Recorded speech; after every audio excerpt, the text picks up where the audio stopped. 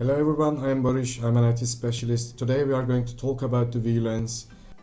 The reason that I recorded this video is that there are lots of missing informations about these VLANs. At the end of the day, at the end of this course, you'll be able to create this particular VLAN for the corporate network. And if you have any questions, you might want to contact with me. I'll be happy to assist you. And let's get started. First thing first, we are supposed to create a corporate network system, a logical topology. So it's just a fantasy, it's up to you. You might want to create with lots of switches, layer 3 switches, and lots of clients, printers, IoT devices. But we will start with the basics. Let's create our logical topology.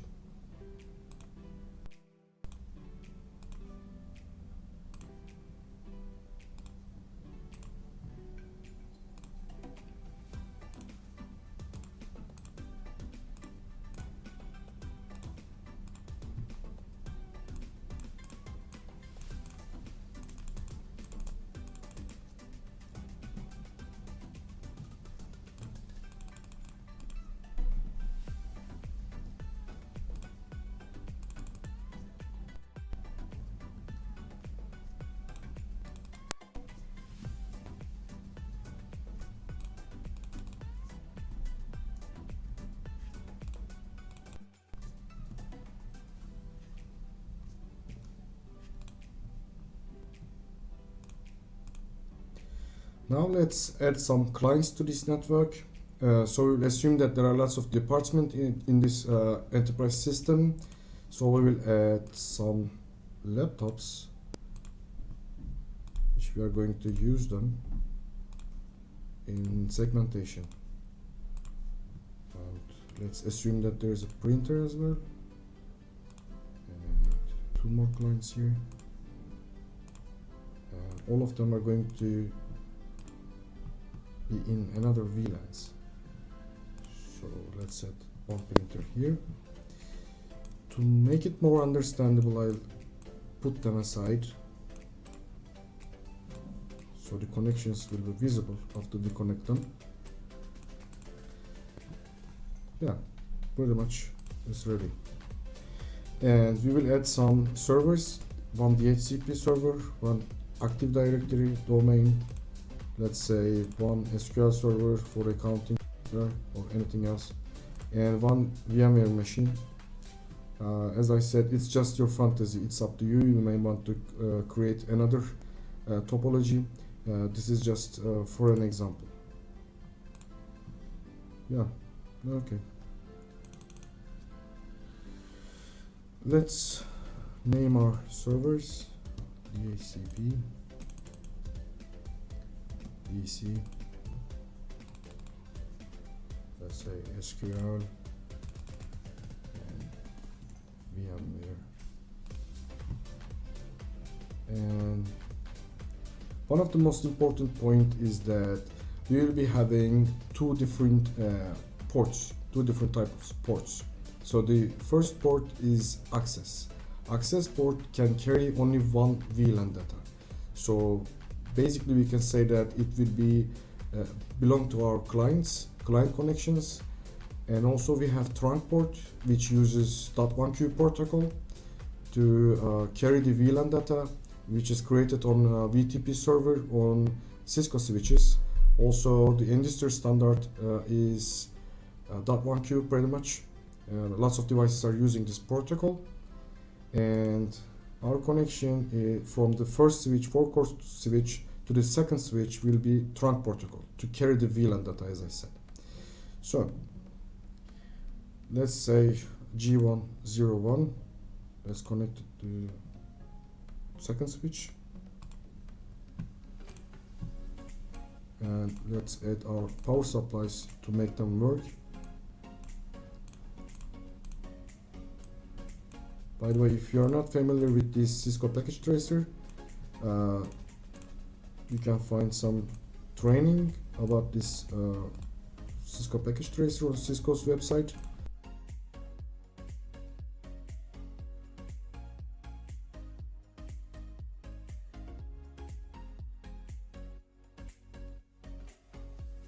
Yeah, so we connected these two core switches and let's connect them to the distribution switches.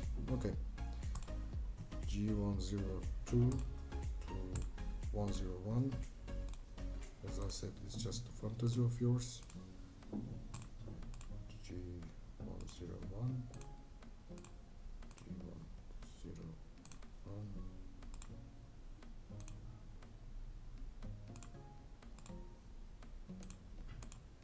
Yes.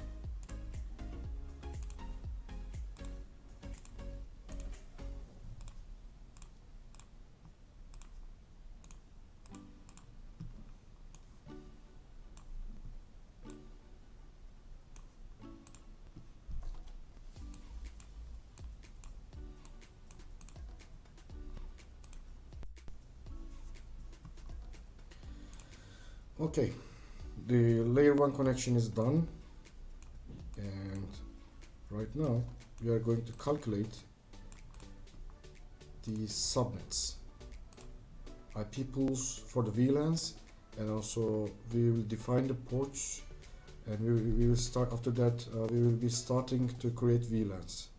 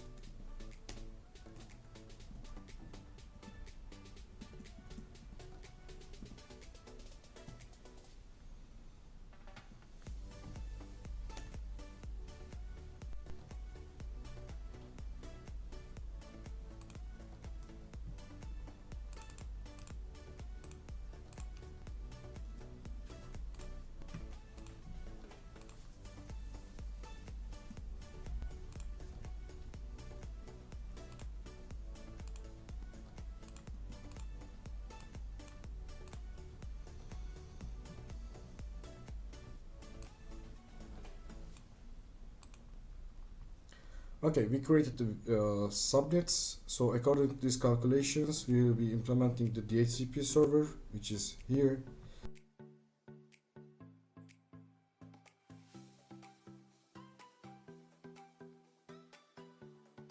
So you can start with the DHCP server pools, or you can directly create the VLANs on the core switches. But we are going to start to define these pools in this video. So let's activate the DHCP server from the DHCP service. As you can see here, let's create our pools. So the default gateway is the virtual interface of these VLANs. In the second step, you will be able to see the virtual interfaces, so we are going to use them as the default gateways of these virtual subnets. So this is very important while you're creating these scopes on DHCP server. If you make any mistake of this during these scopes, you won't be able to find the way out of the switch. So this is very important. As we said, the 1.0 network is here, so I won't be implementing any DNS server, as we don't have any ISP provider or one access on this network.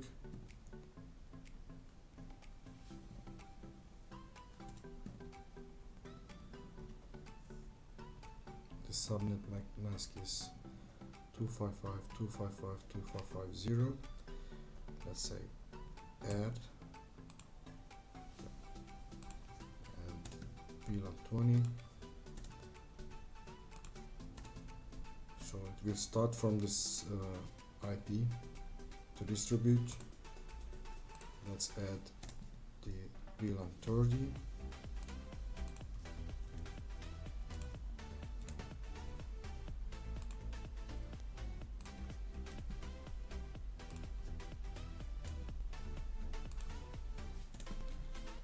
Here we go with the VLAN 40. And the second most important thing is that we won't create any scope for this DHCP server, because we will be connecting this DHCP server. We will get IP for this DHCP server from the fifth network. So VLAN 50 won't have any IP pool in this DHCP server. This is very important. So we created the DHCP pools, scopes, and let's create our VLANs. While you're watching this video, you can pause the video and you can implement the code that I wrote, and then you can continue to watch this video. I say no because I manually configure it. Let's change the host name.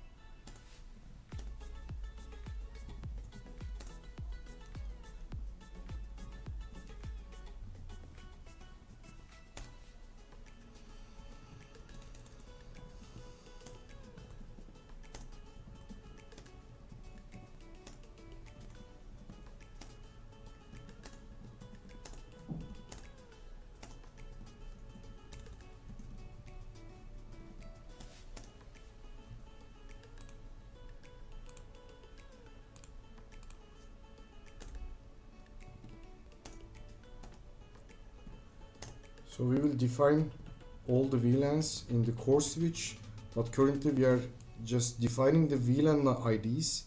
So we won't be doing any configuration especially for the VLAN interfaces in these distribution switches, neither this switch core switch 2.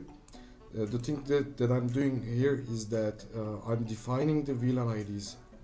Otherwise, the basic information is going from this VTP server to the network. So this will be the switch which we are going to do this configuration for the VLANs.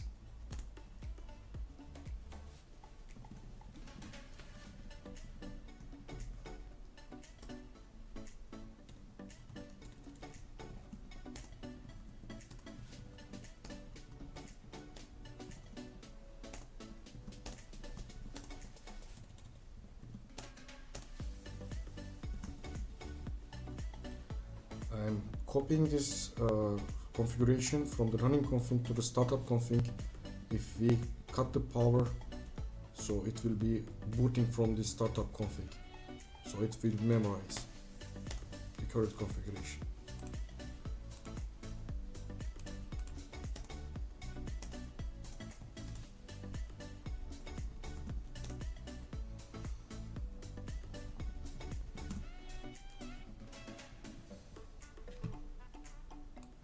So I'm at the third switch.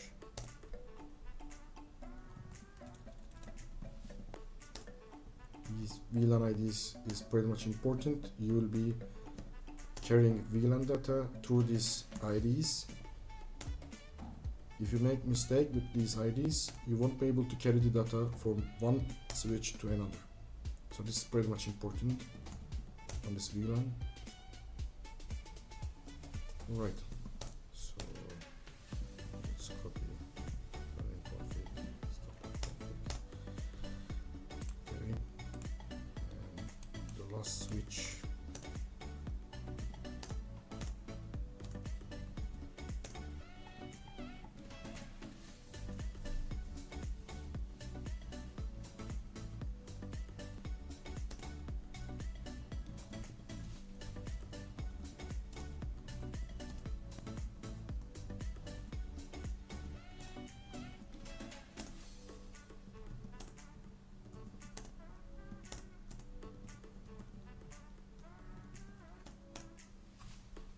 Okay, we are done with the distribution switches. Let's make a colorful background for these different subnets, so we can define these VLANs and we will be able to understand which client belongs to another, which client belongs to which subnet. So it will be easy for us to understand. Let's assume that the green one will be VLAN 10. Yep. Let's say it's also VLAN 10, and here we have another client, and let's say the red one is VLAN 20. Yep.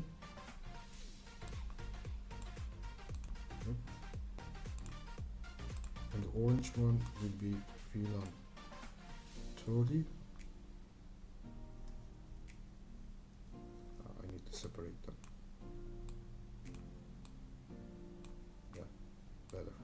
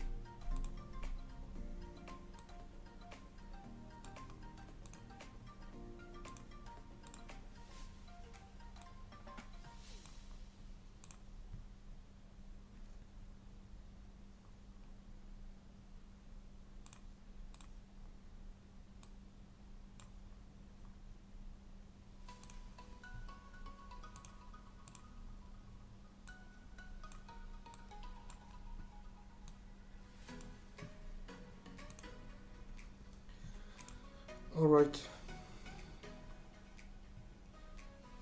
We implemented some background colors so we can easily understand which client belongs to which subnet, which VLAN.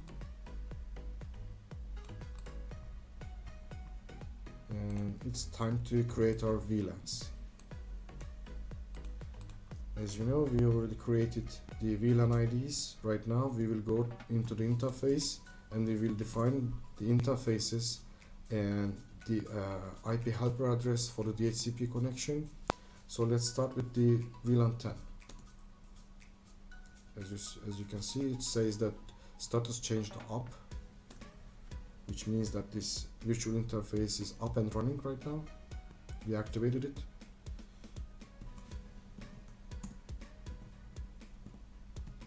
Here I will define, as I said, the virtual interface of this subnet. This is very important.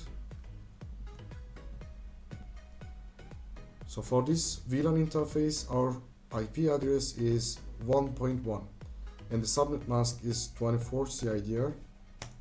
And in the next step we will define the DHCP server, but at the beginning I will define this IP helper address command.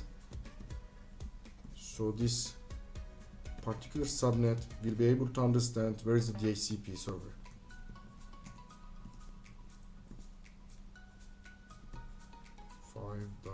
.10. Yeah. Alright, let's say no shutdown and it's good to go. I'll do the same configuration for each VLAN.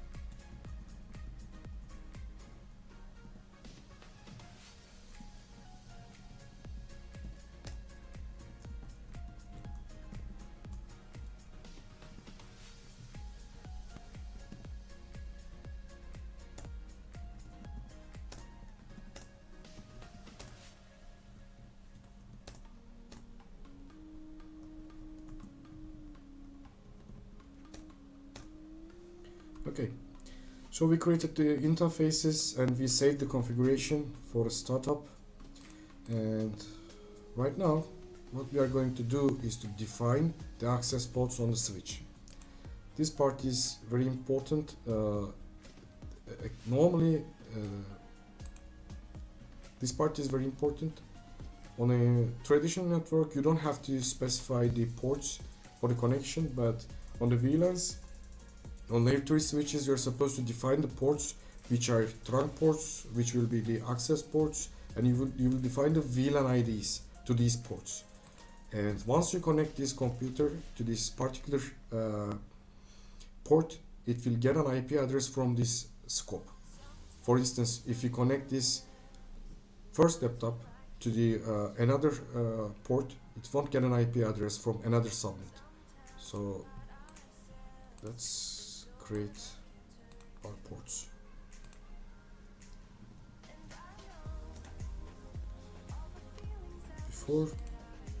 Prior to these definitions, we are supposed to create some tagging.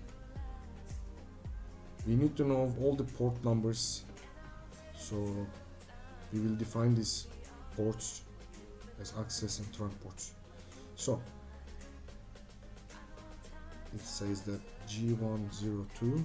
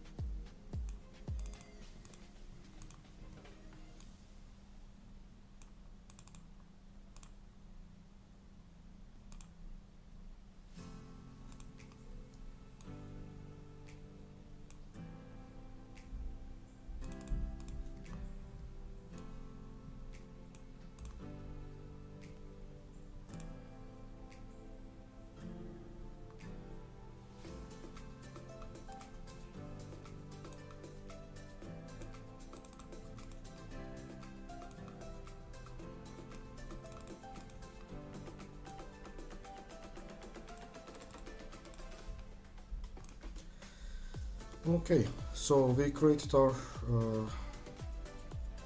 basic topology, and we tagged all the ports, which are very important because we will, as I said before, we will define these ports on the switches, on each switches. And let's start with the core switch.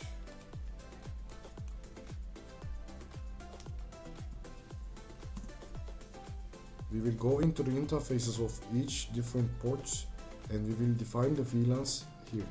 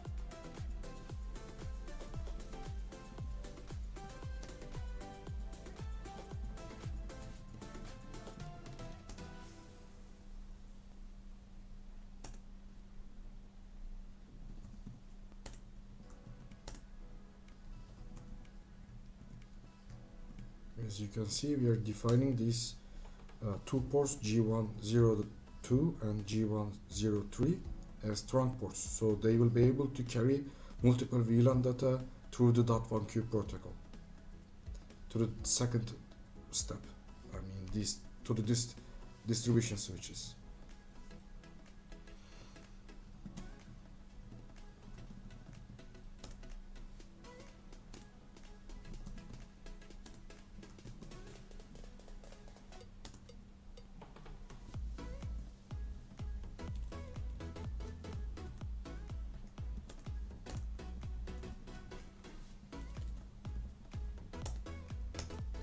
One last thing, we forgot to add the communication between core switches,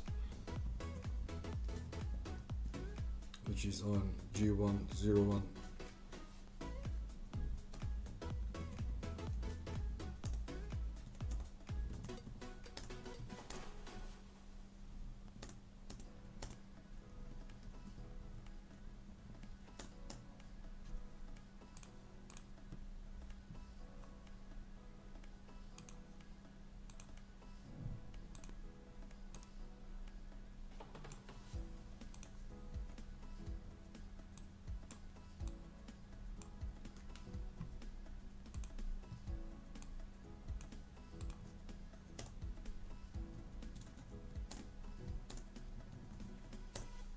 I also added these servers to the VLAN 50, but it's up to you. You can create another VLAN if you want, or you can include them to the other VLANs.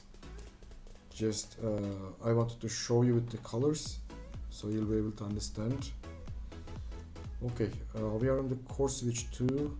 What we are going to do is that we will go into the interface of G1024, which is connected as trunk port, and we will say switch mode trunk, no shutdown, exit. Okay, we created the trunk port, we created the trunk connection between these core switches. We have also done the same thing pretty much here, and let's jump up to third and fourth switches, which are connected to second switch. We go into the interface by saying G101.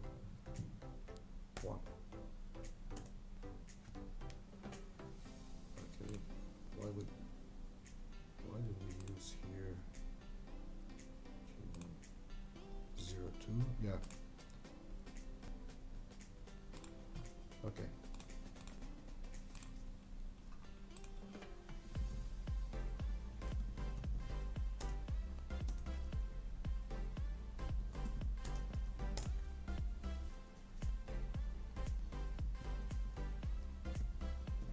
let's go to fourth switch, which is on the second port of this gigabit Ethernet, and let's say switch port mode trunk and no shutdown. Okay, let's write it to the memory and copy the running configuration to the startup config. Good. And one last thing, we still have two servers to go, and we will define the ports of these third and fourth ports as VLAN 50.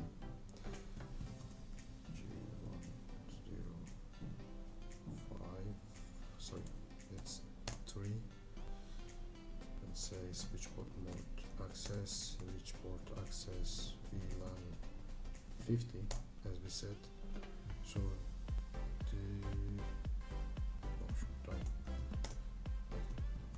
let's go for the second one. 04 switch port mode access, switch port access VLAN 50, no shutdown. Good. And last thing, let's say copy running config to startup config. Okay. Okay, the second part is to define all these ports in the switches. So the trunk data goes through this particular cable, and we defined all these cables to the ports as the trunk port. So the data comes through this line, and we will implement ports defining on the switches. What we are going to do is that we will start to configure these ports for each VLAN. Configure terminal, interface G1, 02, switch port mode access, switch port access, VLAN.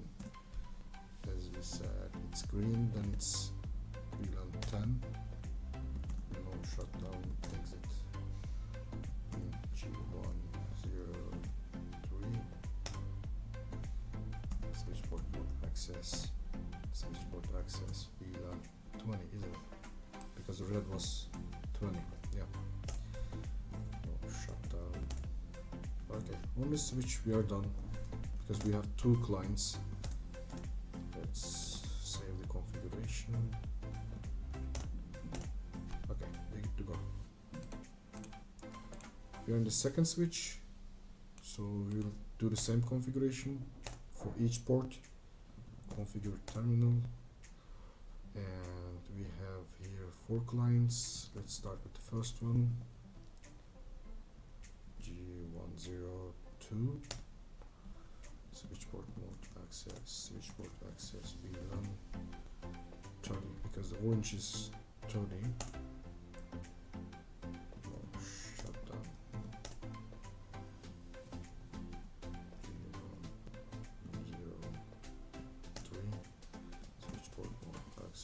Switch port access VLAN. The green one is set, it's 10, VLAN 10, no shutdown, exit. So fourth port is also switch port mode access, switch port access VLAN 10. It belongs to, this parentheses belong to 10. And let's jump into fifth port.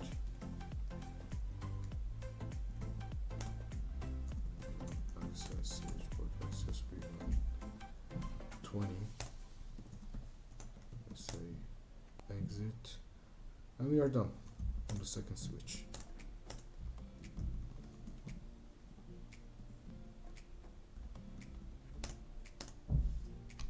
Okay, let's jump into the third switch. Enable configure terminal in G1 02, switch port mode access, switch port access VLAN. The brown one is 40. Let's say no shutdown, exit in G1 03.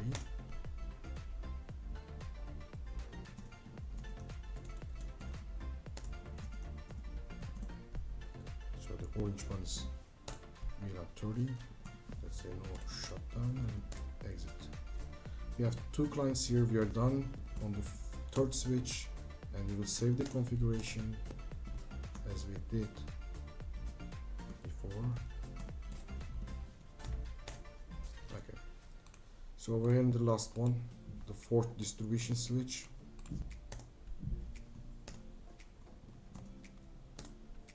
Configuration terminal in G102, which belongs to Brown network, which is 40.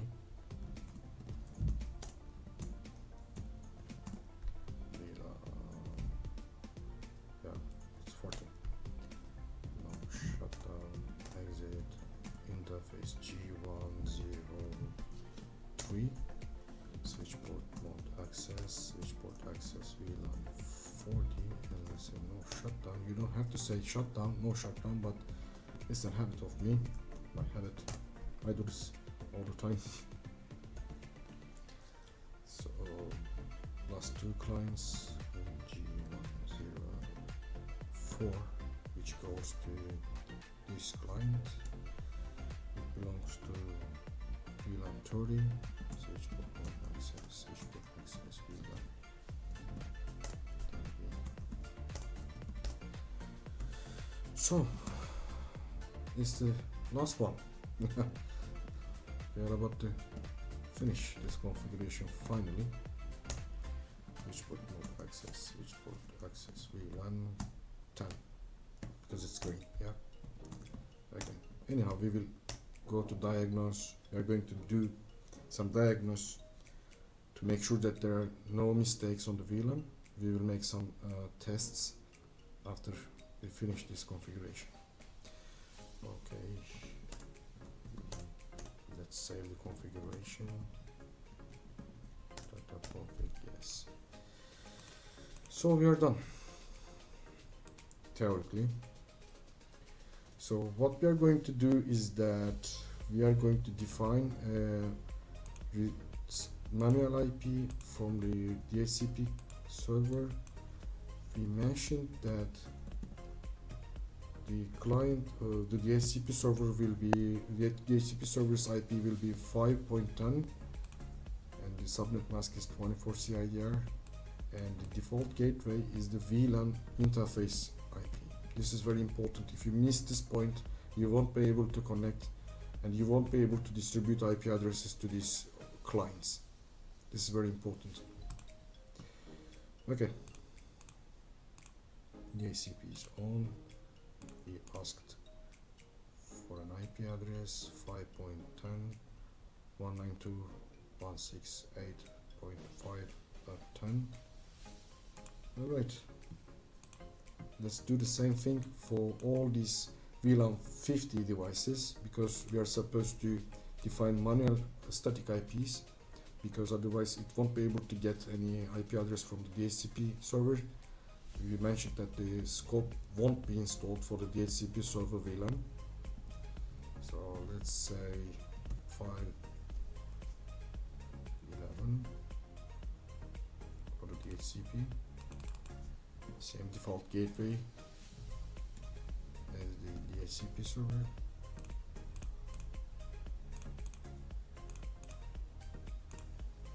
Okay, we set 11. Here we're gonna say 12. Of course, it's up to your plan and your fantasy as well. 13, and this is going to be the 14.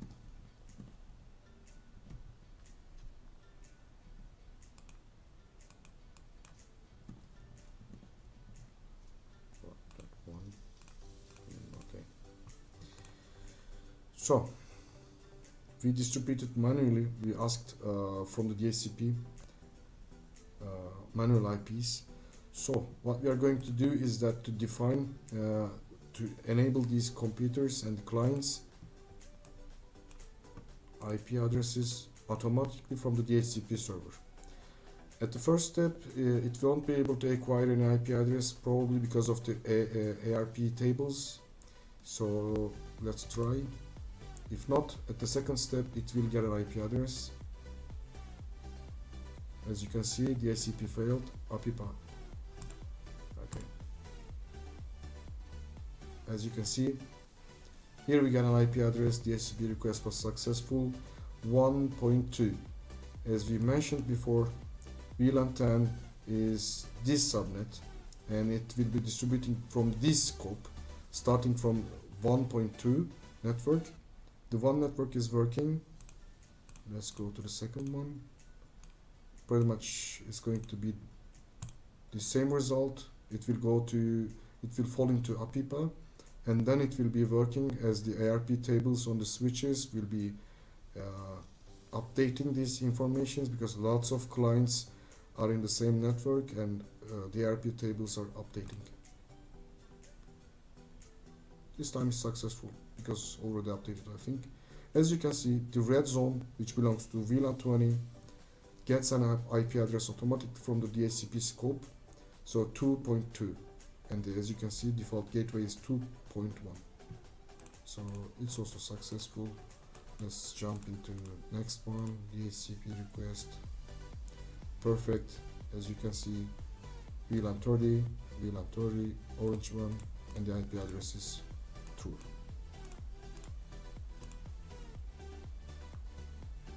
Successful.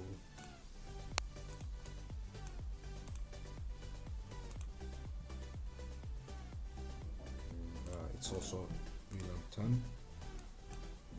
We're going good. Successful. Also, we are making sure that the IP addresses are distributing correctly, because if you make a mistake in these switches while defining the ports, so it won't be able to get any other IP address from any other blocks. So we want to make sure that the port defining is true.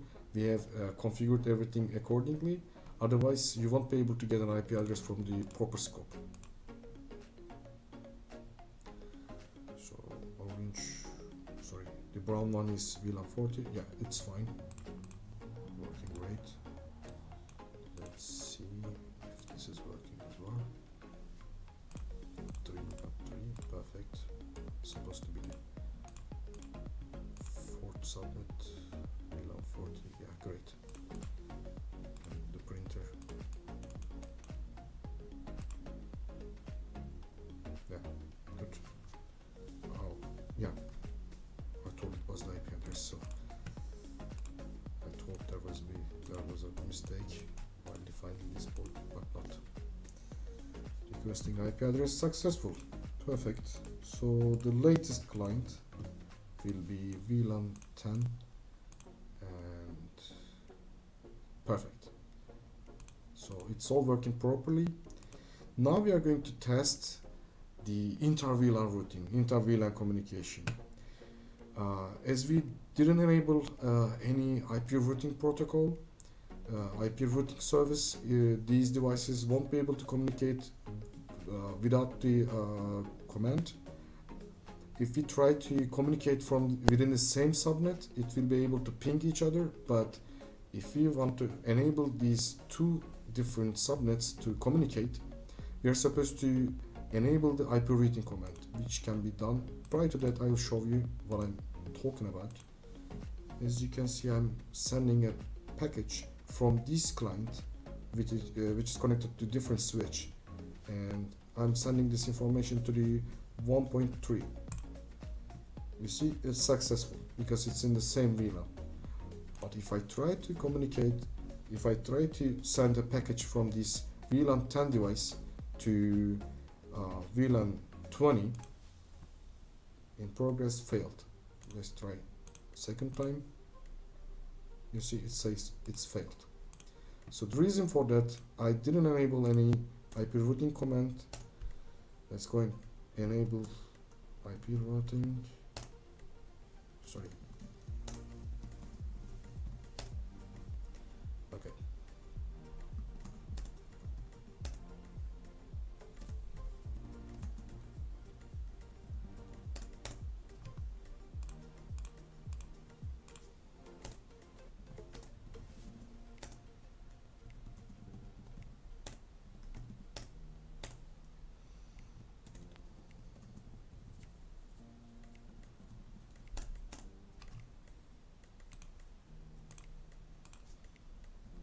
let's see if we already saved the configuration. Yeah? Let's see the current configuration. Spanning tree. IP routing is enabled.